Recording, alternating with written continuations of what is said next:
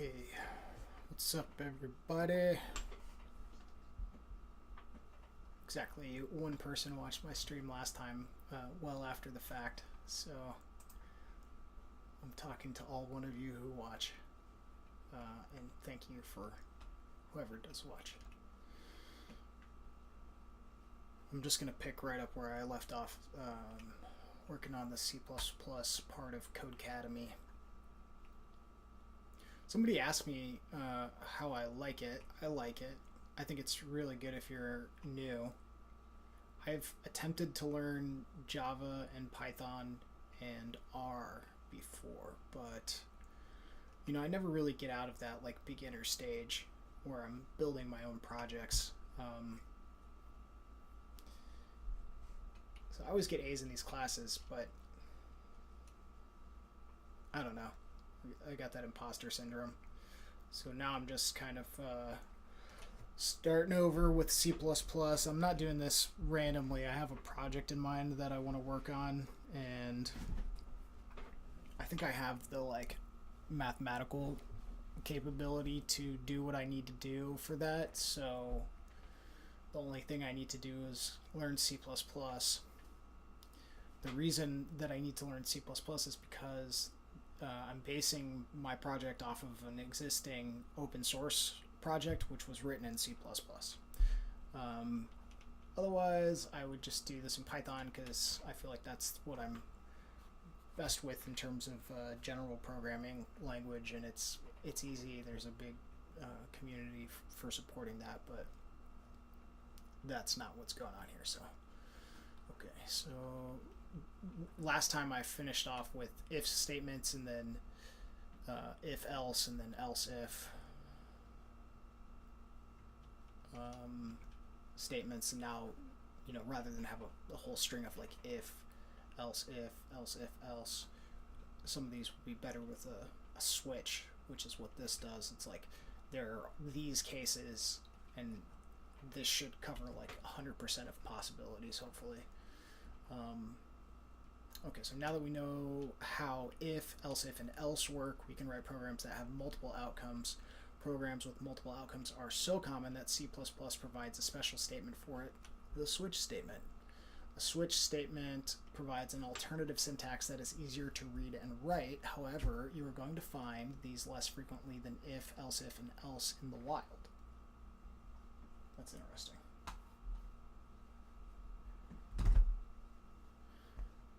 A switch statement looks like this, and I've been saying this, but when you're learning to code, which I've done several times to like beginner level, it's really, really important to go read this like line by line, and you should try to understand what each character in this is doing in the program.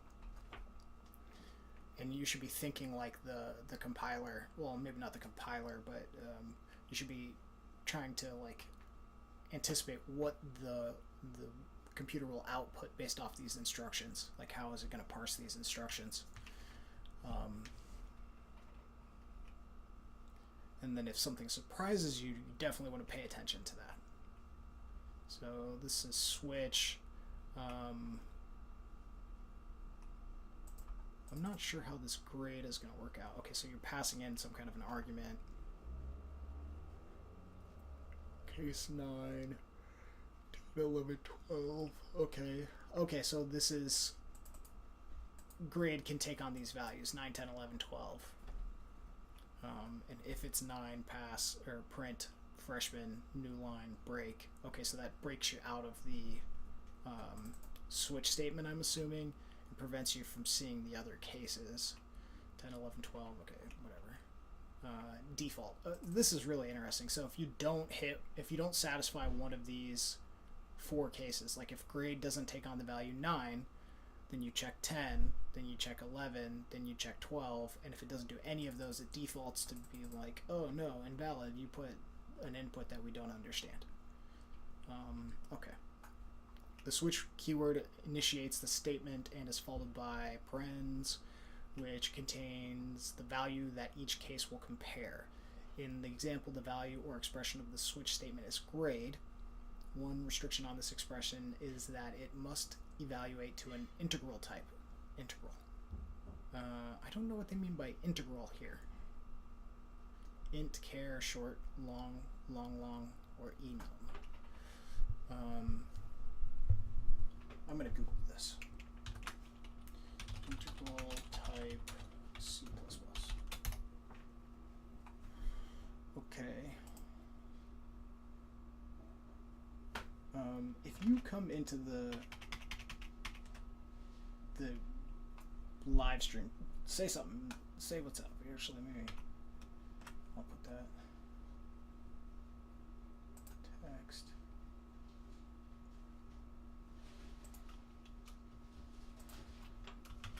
Say hi in the chat. No answers, please.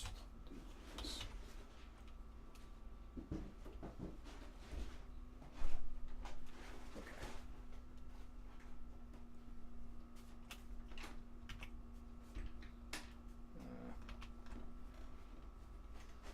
I'm doing a live stream.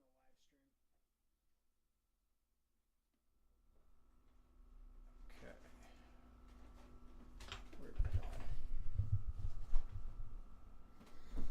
So, should I try and share this? I'm going to add a new scene in OBS. Window capture.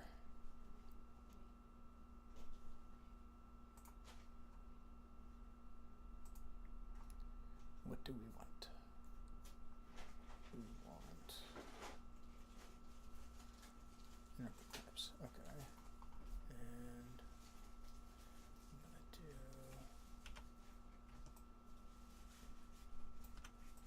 that. Okay.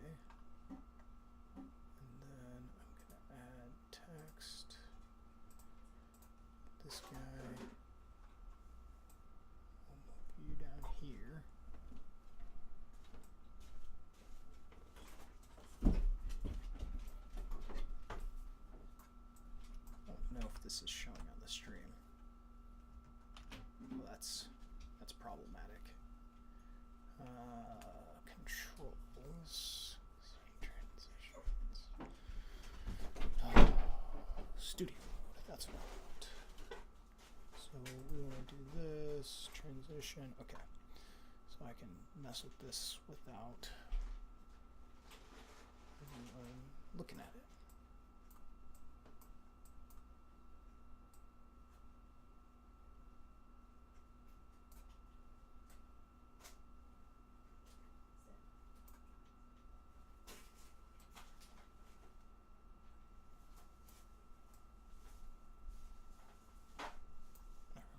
That's fine. Okay, so this is what I'm looking at. So in C, an integral type can declare integer values, signed or unsigned, Boolean values, where 0 is equivalent to false and any non-zero number is equivalent to true. Oh, that's interesting. Characters, which are automatically converted to an integer value by the compiler. Members of an enumerated type, which are interpreted as an integer by the compiler. Bit fields. Char, short int, signed short int, and unsigned short int. Int, signed int, and unsigned int, long int. Okay, oh, that's interesting. So if you know you only need 16 bits, you can use a short int. 32 bits is for an int, and long int is... How is that different?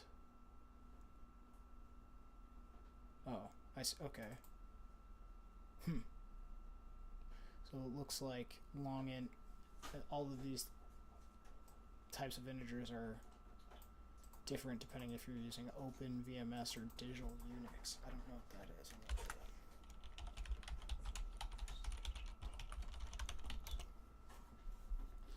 Linux, okay.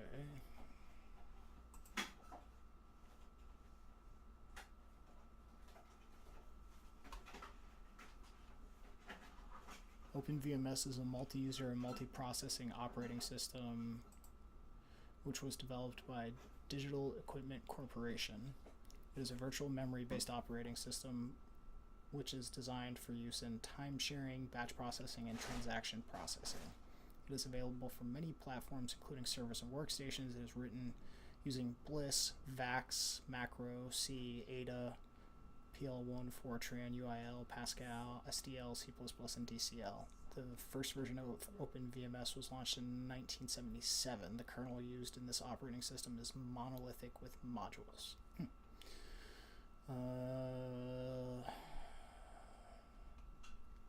So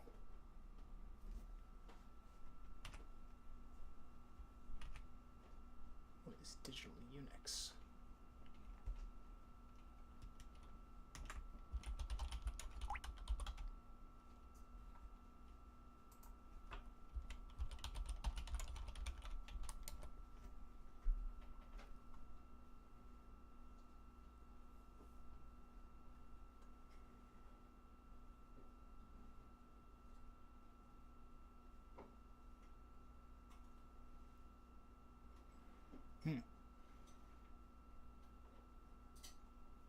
Okay. This is probably super important for me to understand, but I think it's a little much at the moment, so I'm going to go back to what I was doing before.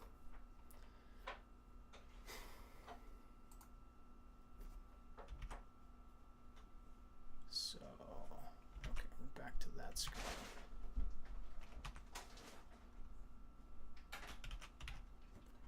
All right, where are we at here?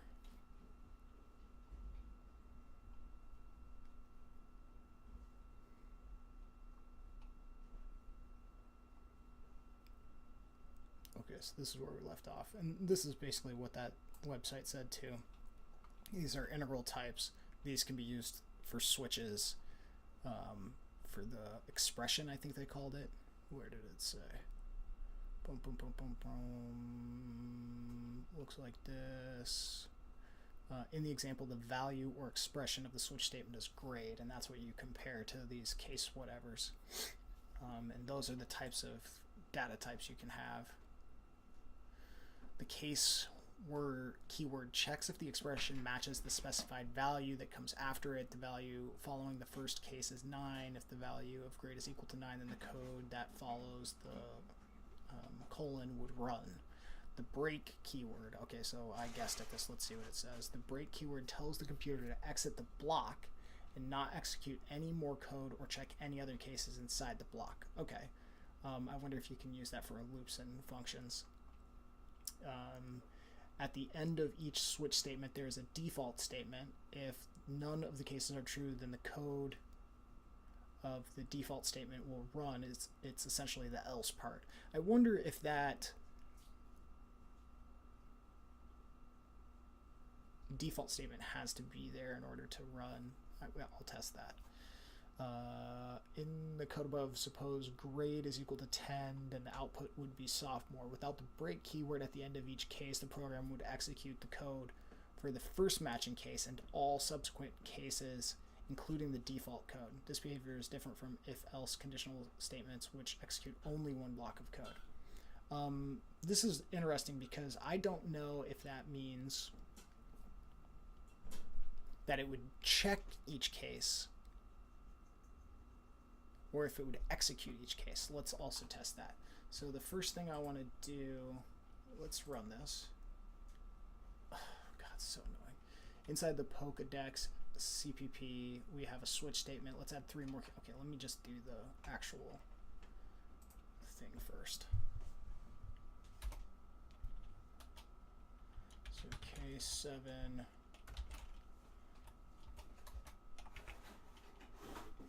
Output score.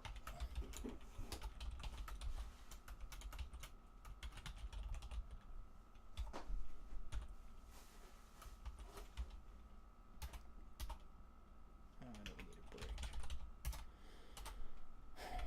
Case 8.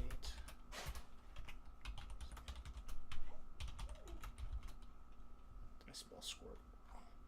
Yeah, see, this is the thing, is you'll get something wrong if you misspell Squirtle or something like trivial like that that seems like unimportant. But it's kind of good that they do that because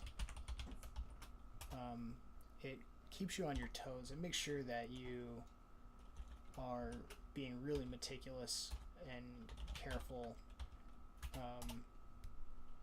with everything that you're typing. It's a good thing to do because it's a lot harder to like find what you typed wrong than it is to just type it right the first time. Blastoise. I like Pokemon, so this is a fun example. Okay, so let me see if I got it. I got it. Okay, so now I wanted to check a couple of things. I wanted to check, will this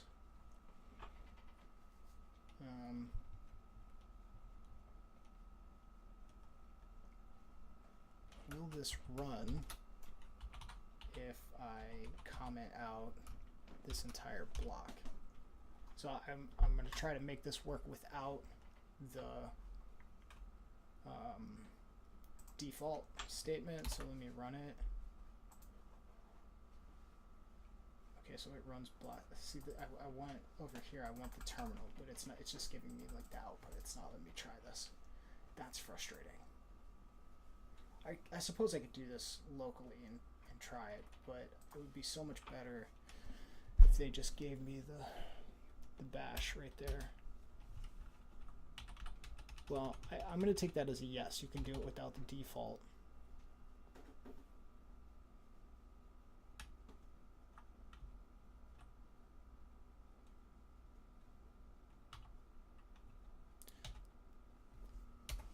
I also had forgotten the break statement here.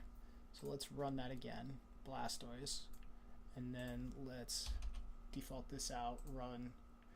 Okay, so I was reading that correctly. So what they're saying is if you don't put a break here, it doesn't behave like an if else, if else, if else. It will hit every case on the way down, which is not what you want. Unless there's something like, you know, you want to do like whatever number gets passed in here. You want to do the first case that you encounter. No, you can't even interpret it that way. Okay, yeah, that's interesting. So you have to put the break, otherwise it doesn't behave correctly. I don't even know how that could be useful. You would think the default behavior should be that it should break out of the block, you know, and you should want to accept that, like EXCEPT. I can't imagine why you would want it to hit every case on purpose. Like, that doesn't make sense to me. So break's important. I also wonder if you could put default in a different order, but I'm not going to test that. Not right now, anyway. Okay, congratulations. Here are some of the major concepts. Major concept. An if statement checks a condition and will execute a task if that condition evaluates to true. If else statements make binary decisions and execute different code blocks based on a provided condition. Okay.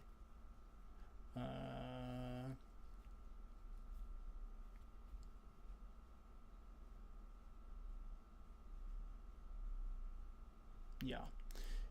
We can add more conditions using else if statements. Relational operators including less than, greater than, less than or equal to, greater than or equal to. Double equals is like is equal to. It checks to see if the thing on the left has the same value as the thing on the right, or vice versa. The thing on the right has the same value as this thing on the left. And the exclamation point equal, this means not equal to, can compare two values. A switch statement can be used to simplify the process of writing multiple else if statements. The break keyword stops the remaining cases from being checked and executed in a switch statement. So it doesn't stop them from being checked, it just stops them from being executed, because it would automatically execute them if you don't put the break statement for some weird reason. Or no, it only did the default. Okay, yeah, so it does check the remaining ones. I'm going to go back.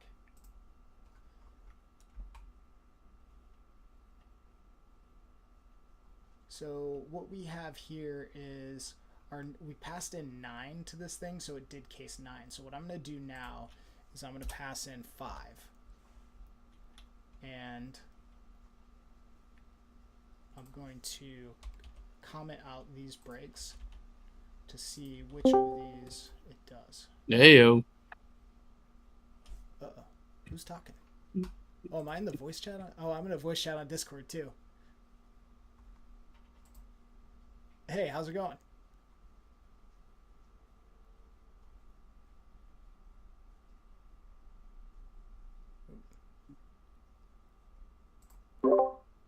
Hey, how's it going?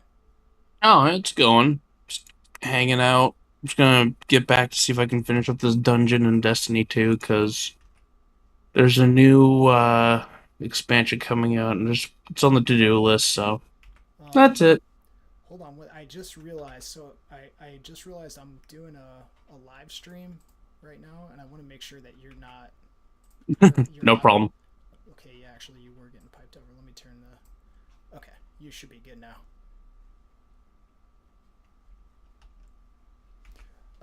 It's kind of silly. I'm learning to code. Um, yeah, so I'm just doing like CodeCademy and I'm live streaming C++.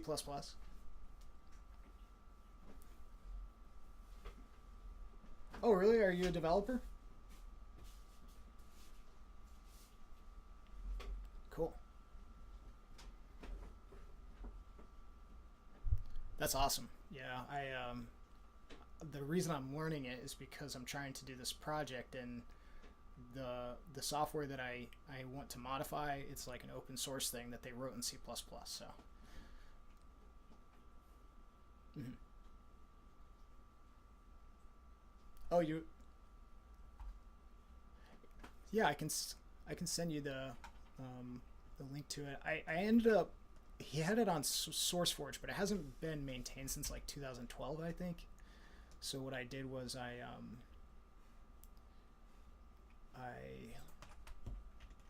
uploaded it to GitHub. So I'll send you the GitHub link where I have it. Oh, really? What is the difference? I'm not actually educated on GitLab.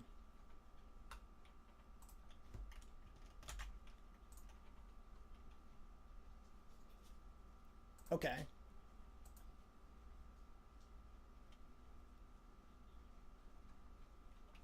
What is CACD?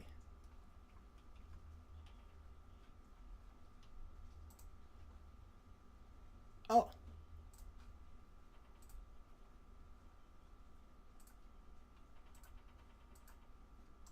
okay.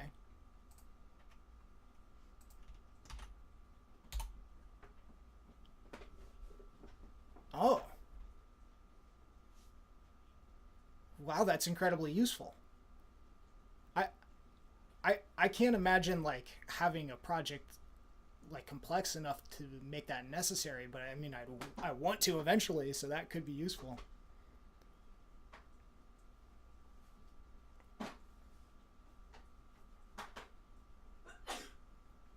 Okay.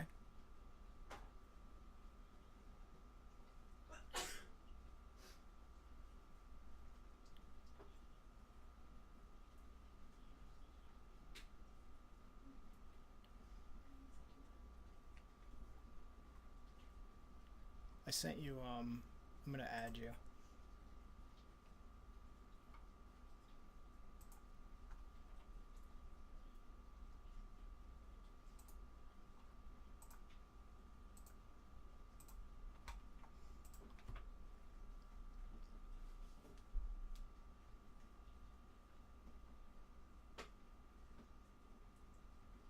I've never used Kubernetes.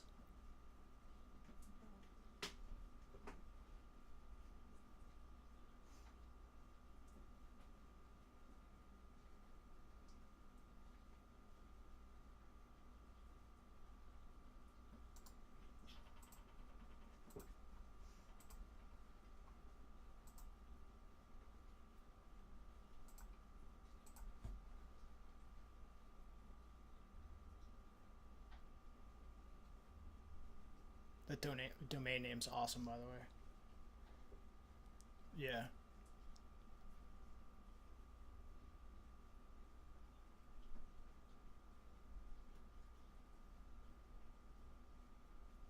Yeah, I shudder sometimes to think of the stuff that is still on the internet from when I was like 12.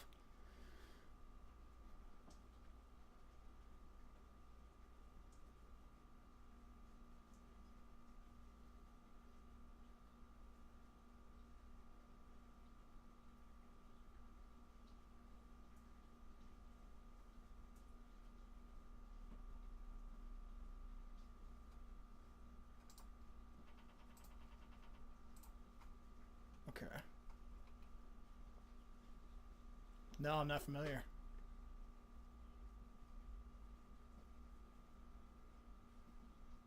Okay.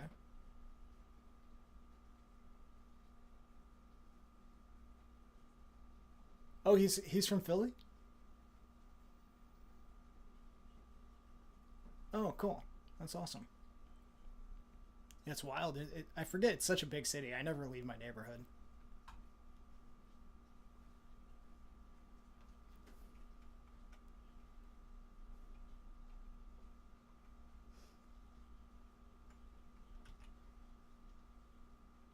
I haven't done I haven't done anything to the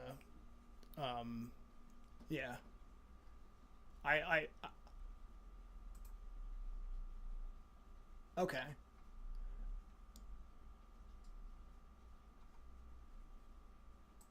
Mhm. I see. Okay. Okay. Yeah, I always see these. I didn't put any up though. Oh, you know what I should do? I should just send you the. Here, let me send you a better link. This is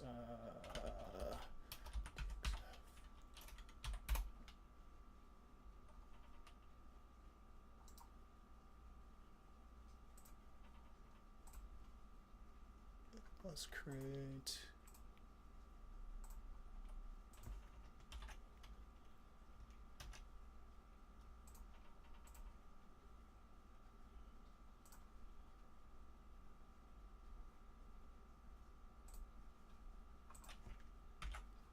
This is a. This is the link to the original project. Um,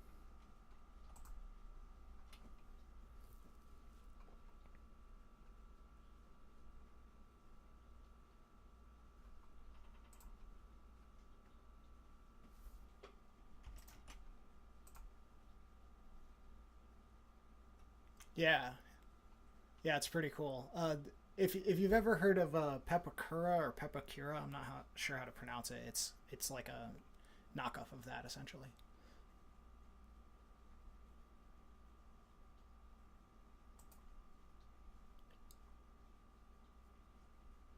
Yeah, I'm using it for making clothes though, so I want to learn how to modify the software so I can use it to make patterns for clothes.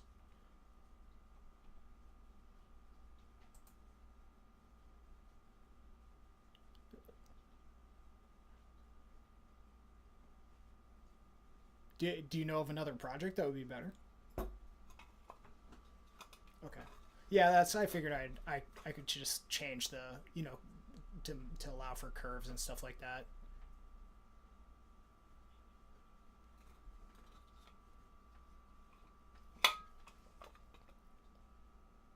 Mm,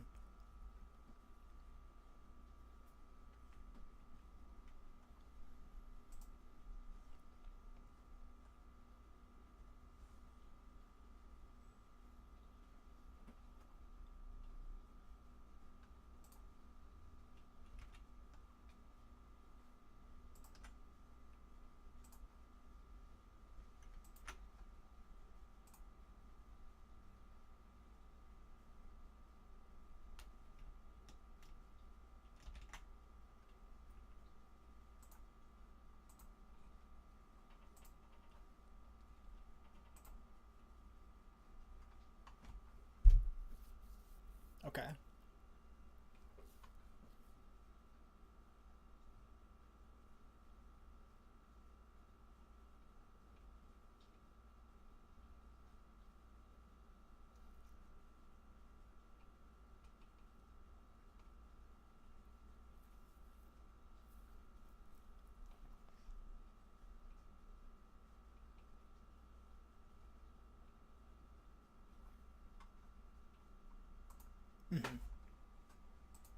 Oh, cool.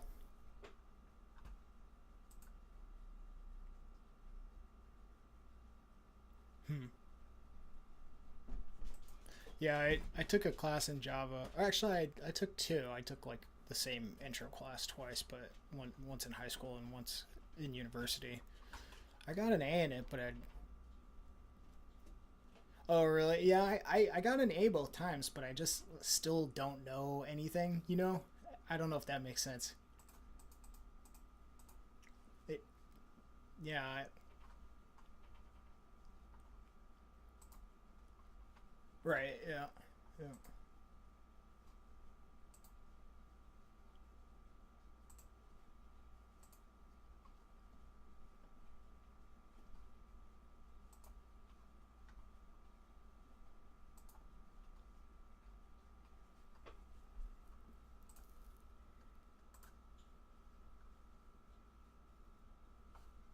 Hmm.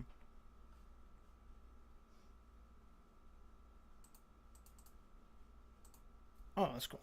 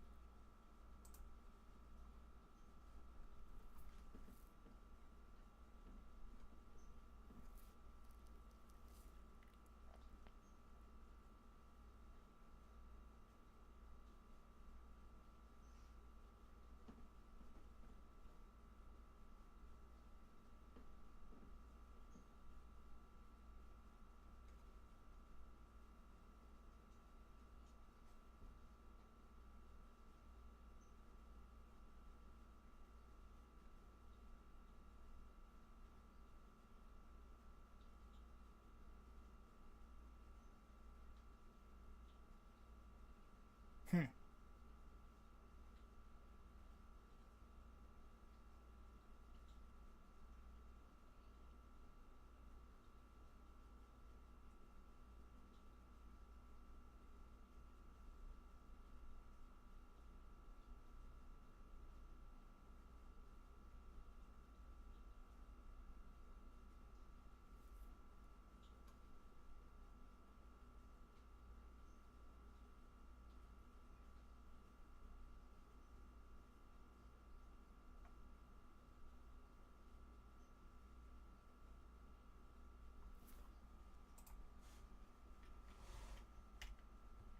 Oh, okay.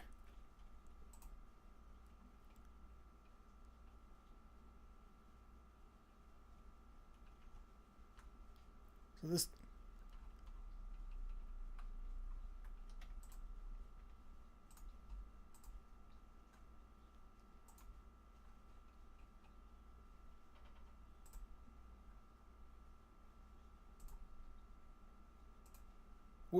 Why did you build this? Just for fun?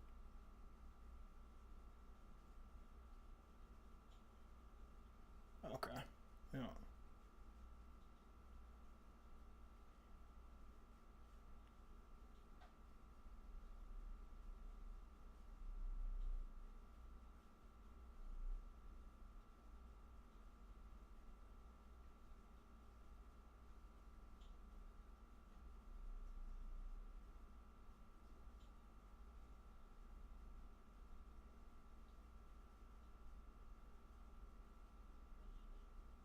Hmm.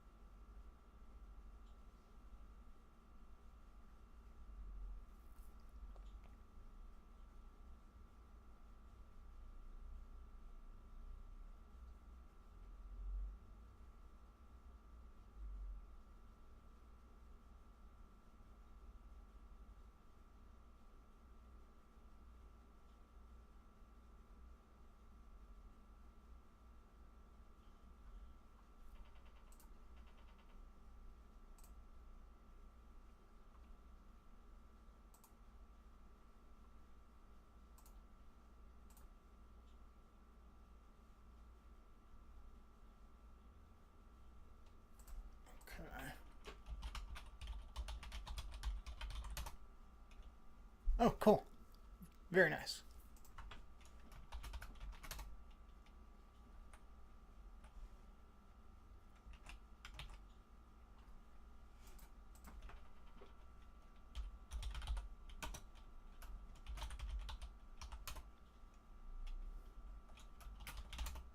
Oh, cool.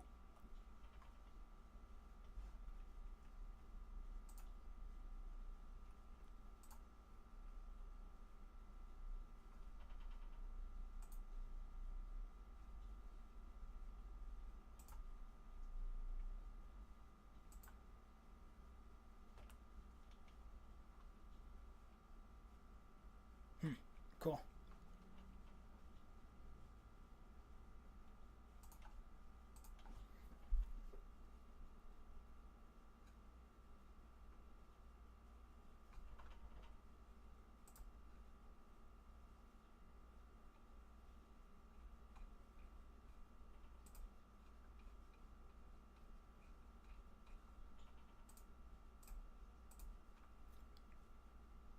Oh, cool. Yeah, I run. Yeah.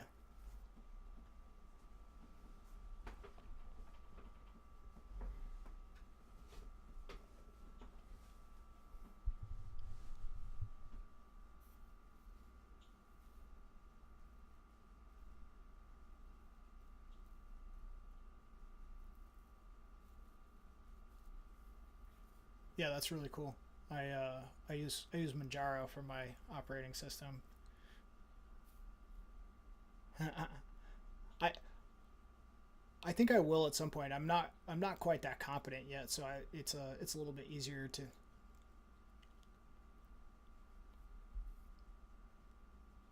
Doesn't. Oh, I'm sure. Yeah.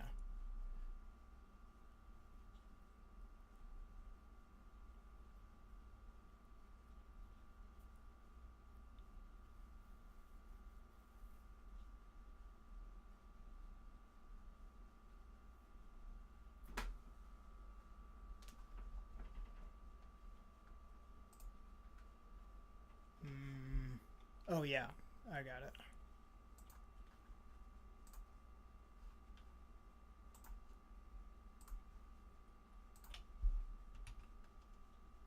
Come on, go back here.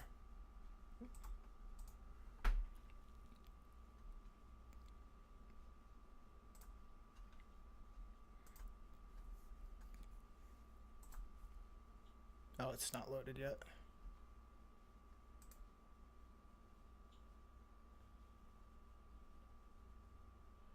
Yeah, Discord gets really buggy sometimes. I used to use it for work, but then this issue happened enough times, and I was like, yeah. Oh wait, hold on. I can see it in the thumbnail, but not in the actual live. Here, let me hit refresh on this.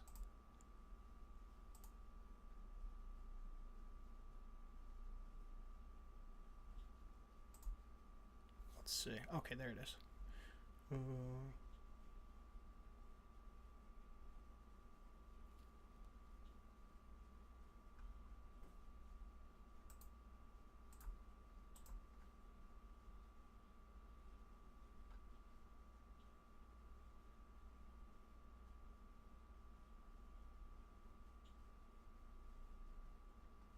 Hmm.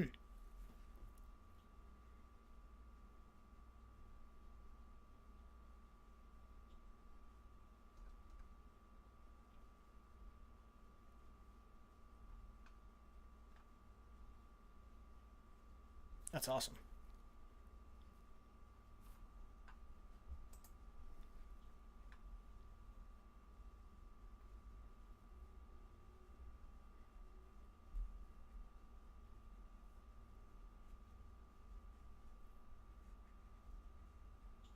Oh, I see. Yeah, that's awesome, man.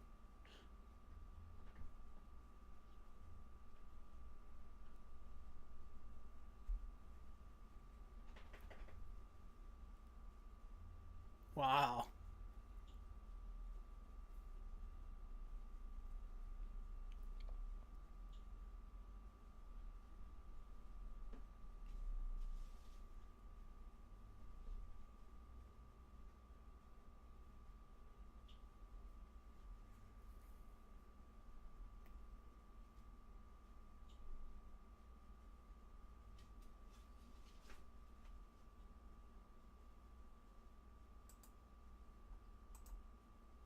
Hold on one second. I'm going to refresh this again.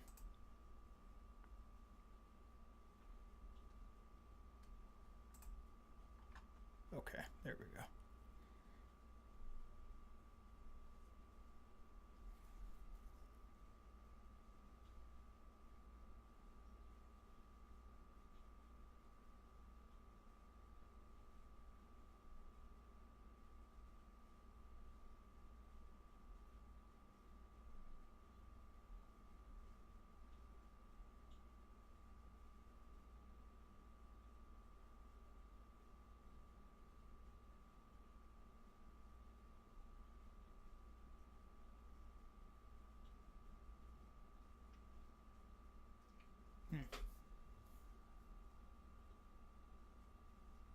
Oh, wow.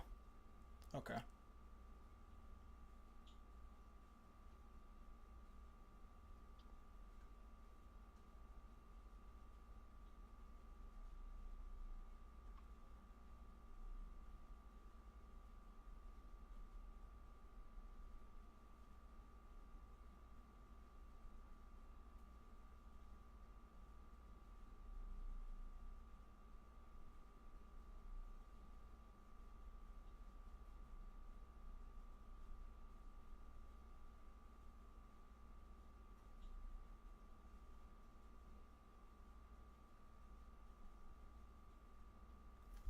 Oh, it's really small.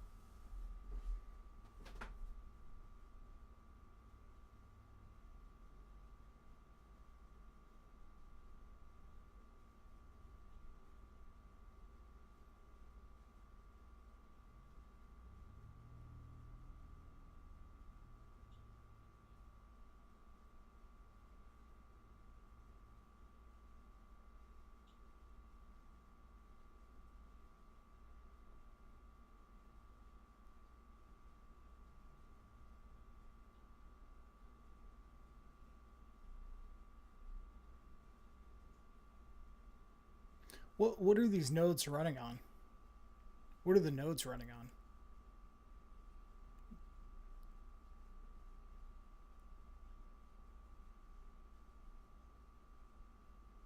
Okay, so they're all on like a Arduino or something.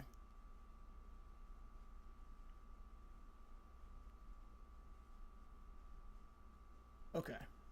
Yeah, I have a few orange pies that I've not really done much with.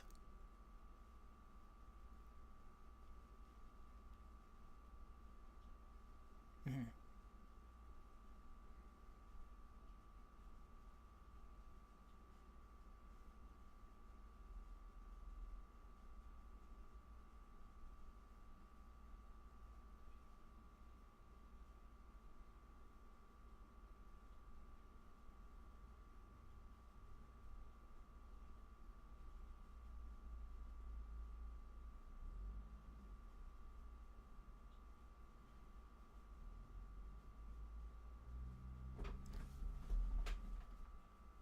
That's a cool project. How long have you worked on this thing?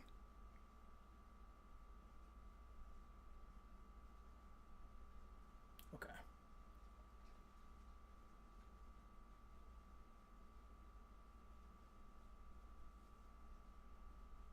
Hmm.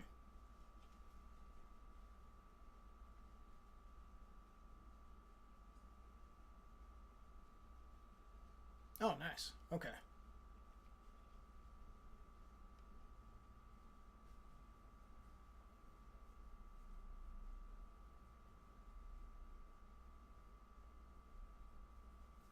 Okay.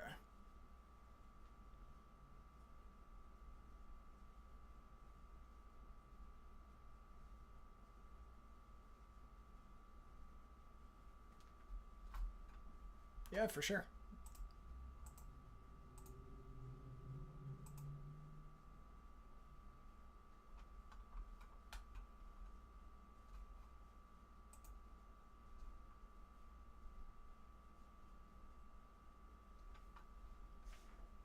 think it was in our DMs because I can't post to the.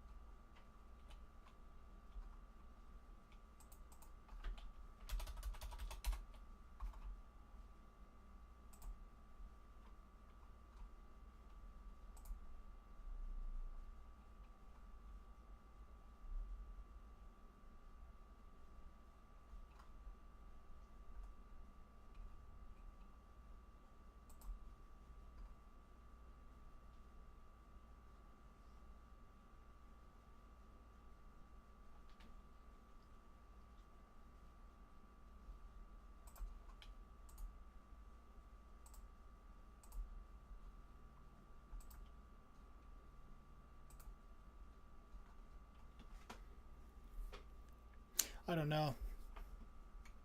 I haven't been able to find any reference to it.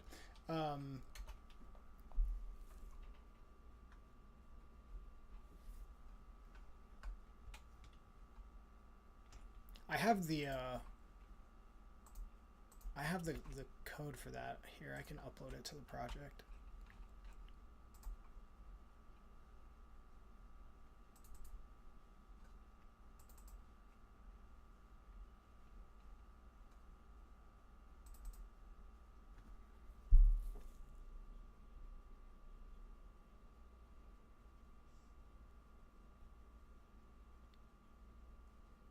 Oh, it says it's for manipulating DXF files. It's a C++ class library.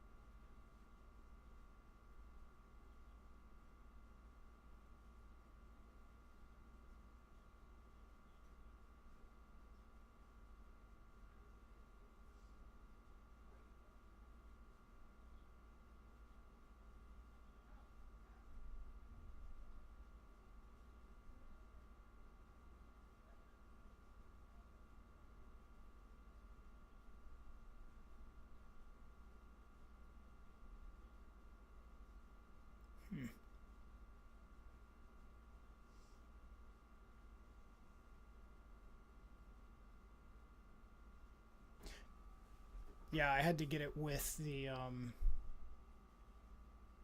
project with the DXF to Papercraft. He had it packaged in there, thankfully.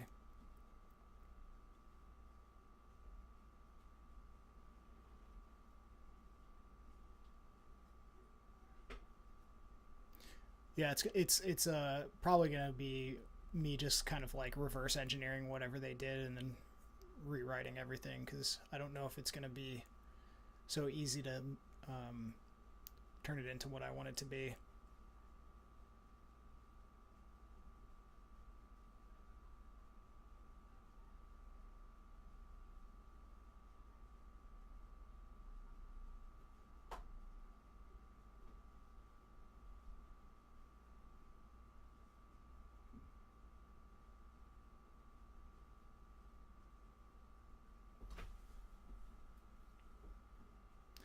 No, I studied math um, in university, and my first career I was a linguist.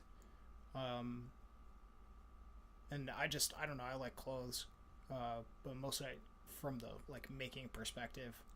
Um, yeah, and I want to make it so the idea is I'm building a 3D scanner, and so I'll scan the person, and then the kind of workflow will be take the 3D object, clean it up a little bit.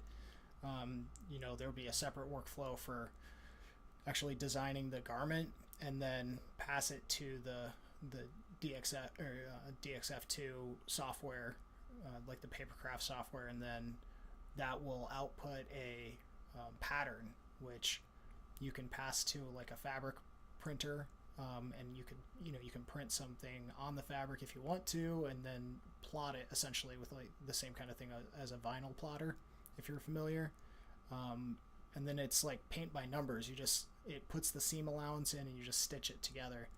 So my thought is that by doing this, I can kind of like make custom garments that are really affordable. And that's where I'm headed with it.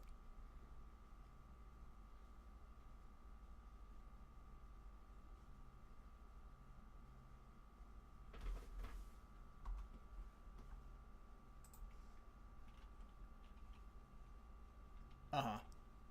Yeah.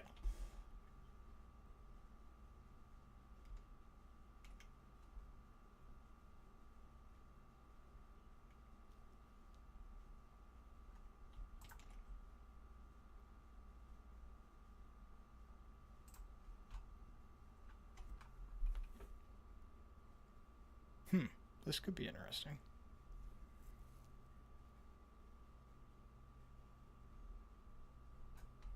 What language is this? C++. Okay, that's cool.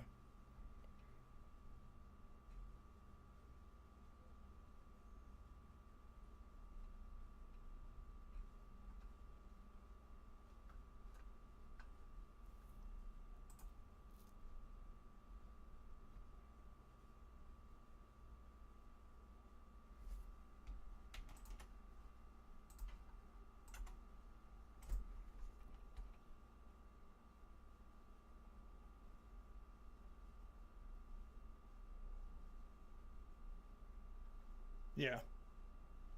Well, why do you think that it'll be so intractable mathematically?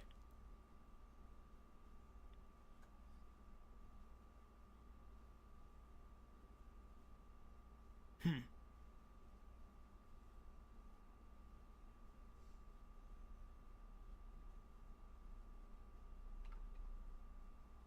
Telescope? Somewhat. Yeah, I know it's a telescope.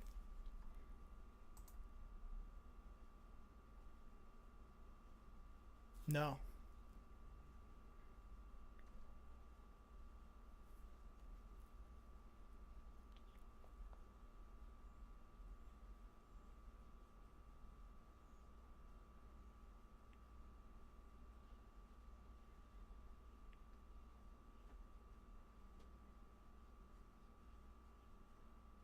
Hmm.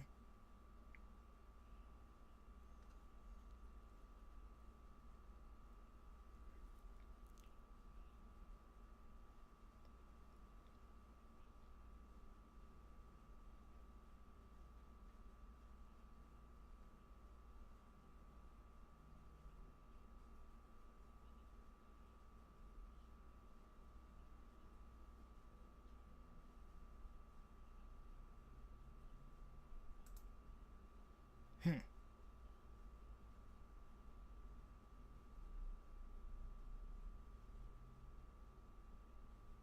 Oh, yeah. Yeah, that's very cool.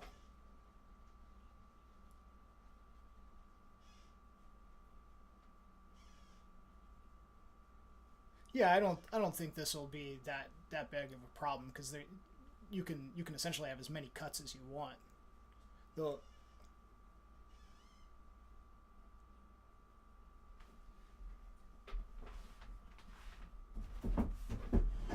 hmm.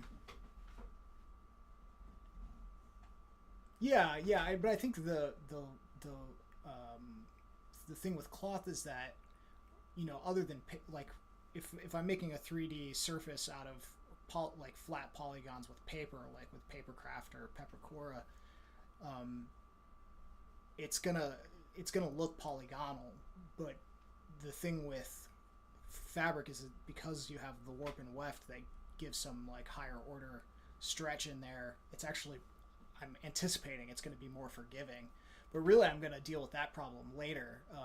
The way that I plan to overcome it initially, the first like test case for this is going to be, I don't know if you've encountered these, but um, they're like quilt jackets. Have you ever seen these?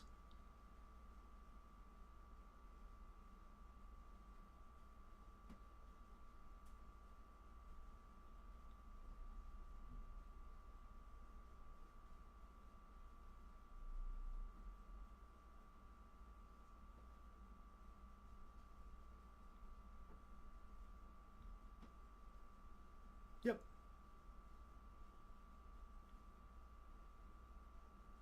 It looks like, if you ever seen like a quilt, blanket, it looks like that, but a jacket. Um, and the thing with that is it's three layers. There's like a base layer, which if you have a blanket, it's typically just a flat sheet. Then you have a basting, or rather a batting layer, which is like the fluffiness in the middle, and then the top is pieced together. That's what you think of as a quilt, and then all three layers are actually stitched together, um, to prevent them from like slipping. Um, so the base layer will be the one that's the most body conforming, and because it's not visible, you can have a lot of pieces. You can get the curvature that you want, in aggregate, out of having many pieces stitched together. And then there's a batting layer, and then the top layer you can have fewer polygons, and you'll get the right shape with the stitching, where you stitch all three layers together, like you stitch through all three layers at that point. Yeah, so the like actual modeling of the fabric and like how it drapes and stuff like that, I'm gonna ignore it first. I'm not even going to account for that.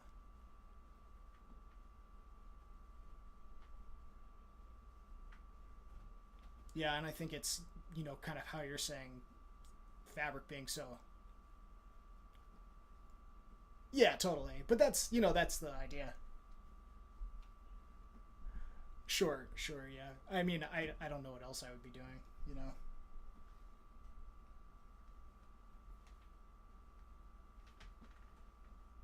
Yeah, I have the same problem. But I need to do something.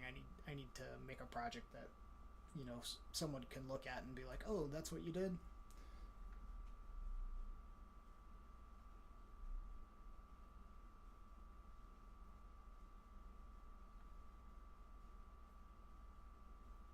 Hmm.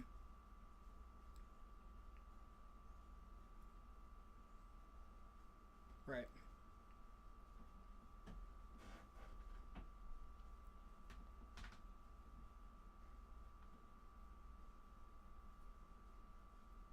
Yeah. They give you this idea, if you like get the engineering degree in whatever discipline, just the jobs come out of the woodwork, and it's not really like that. Yeah.